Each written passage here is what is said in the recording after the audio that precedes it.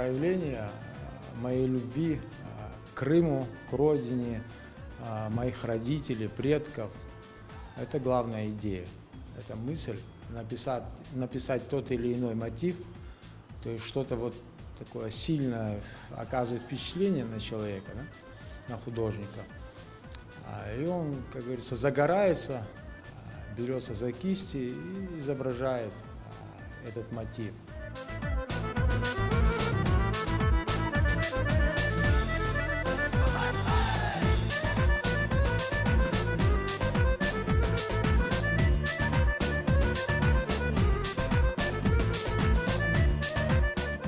Это солнечный судак, вид на крепость Генуэзскую и дальше, вплоть до Нового Света.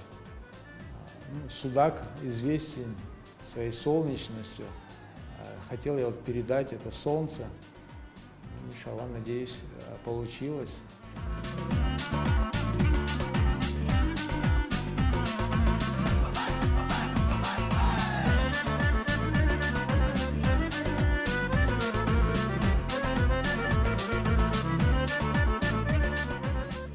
Советую всем посетить мою выставку. Буду только рад вас всех видеть, слышать, что многие люди посетили. Буду всем благодарен.